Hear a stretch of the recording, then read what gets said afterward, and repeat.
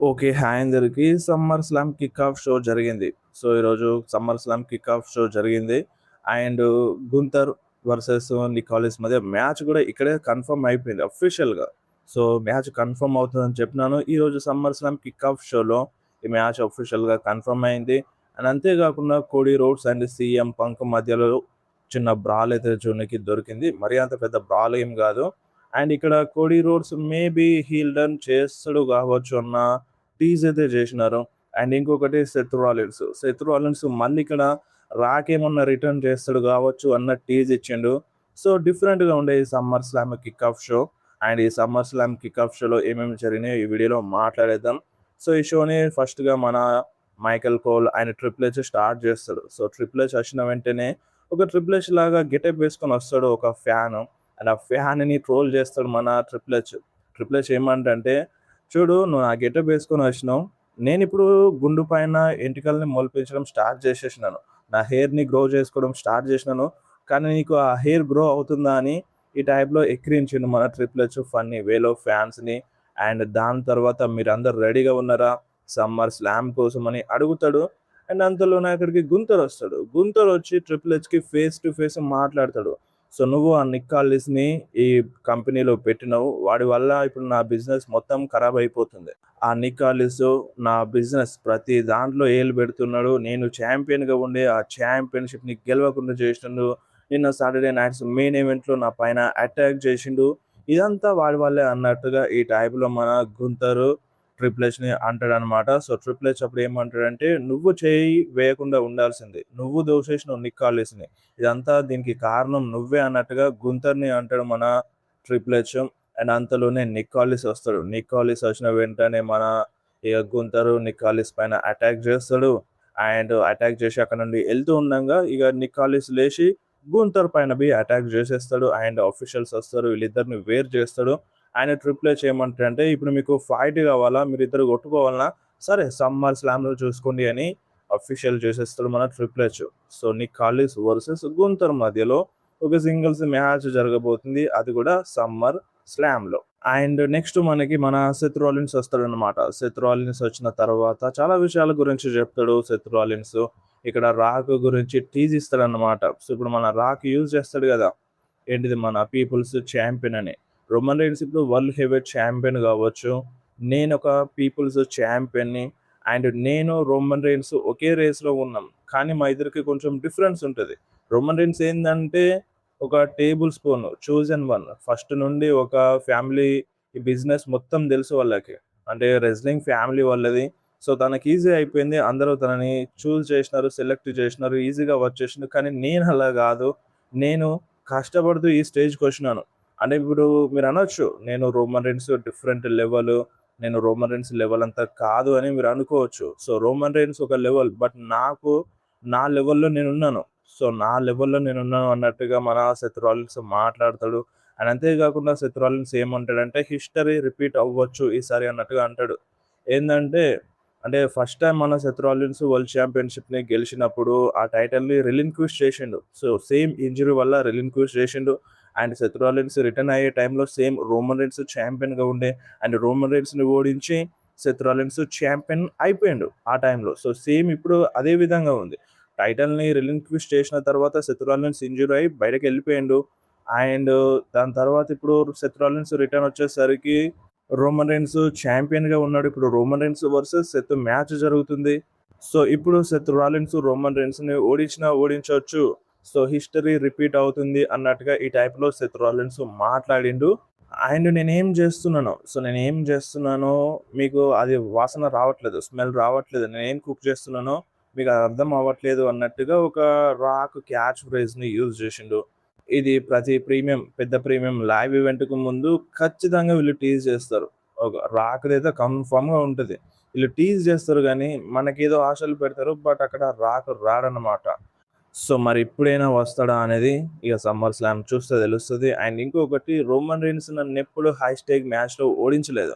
అంటే last time మేము royal రంబుల్‌లో fight చేసినప్పుడు గూడా నేనే గెలిచినాను. నో డిస్‌క్వాలిఫికేషన్ ద్వారా నేనే గెలిచినాను. 'రోమన్ రీన్స్' అయితే స్టిల్ ఛాంపియన్‌గా ఉండే గానీ, ఆ మ్యాచ్‌లో నేనే గెలిచినాను.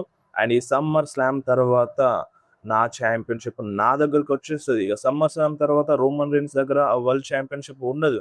అది నా సైడ్ వచ్చేస్తదని మన సెత్ రాలిన్స్ చెప్పి ఒక వార్నింగ్ అయితే ఇచ్చేస్తాడు మన Roman రీన్స్‌కి.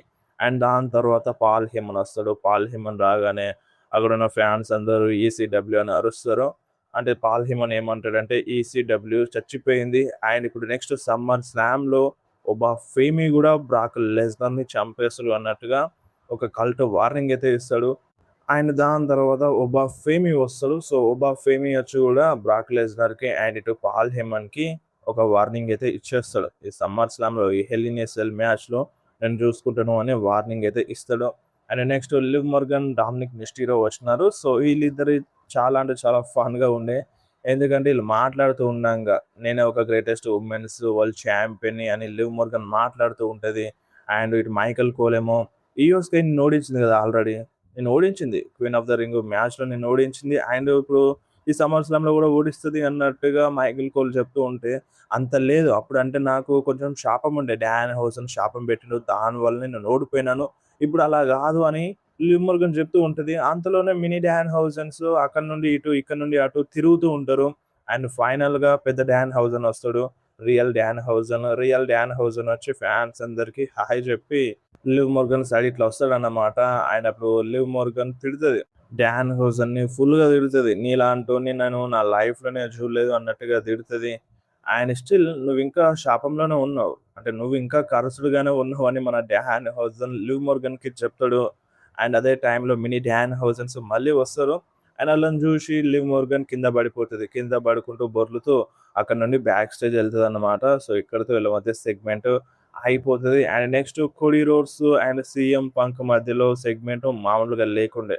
So, Cody roads, CM punk ఇద్దరు వస్తారు. అంటే సీఎం పంక్ రాకముందు కోడీ రోడ్స్ ఫెనటిక్ ఫెస్ట్ గురించి మాట్లాడతాడు. సో, నేను ఫెనటిక్ ఫెస్ట్‌లో అంటే ఒక వీడియో చూపిస్తారు. అంటే అక్కడ గేమ్‌లో మన కోడీ రోడ్స్ అంతగా సక్సెస్ అవ్వలేకపోతాడు. నేను నెక్స్ట్ టైమ్ దాన్ని సక్సెస్ చేస్తాను అని కోడీ రోడ్స్ చెప్తాడనమాట. దాని నుండి రిటైర్ అవ్వను అని. అండ్ దాని తర్వాత ఇంకొక వీడియో గూడా చూపిస్తారు. సాటర్‌డే నైట్స్ మెయిన్ ఈవెంట్‌లో ఏం జరిగిందో. సో, అనుకోకుండా సీఎం పంకు అంటే ఆ ఛాంపియన్‌షిప్‌ని భుజానికేసుకునేటప్పుడు కోడీ రోడ్స్‌కి తగులుతది. అండ్ దాని తర్వాత మళ్ళీ సాటర్‌డే నైట్స్ మెయిన్ ఈవెంట్ అయిపోయిన తర్వాత గూడా బ్యాక్ స్టేజ్‌లో చిన్న గొడవ చూపిస్తారు. ఇదంతా నువ్వు కావాలనే చేసినావు అన్నట్టుగా మన కోడీ రోడ్స్ సీఎం పంక్‌ని బ్లేమ్ చేస్తూ ఒక వీడియో చూపిచ్చినారు. దాని గురించి అడుగుతారనమాట. అండ్ దాని తర్వాత సీఎం పంక్ వస్తాడు. సో, సీఎం పంక్ వచ్చి అంటే మనిద్దరం బ్రదర్స్.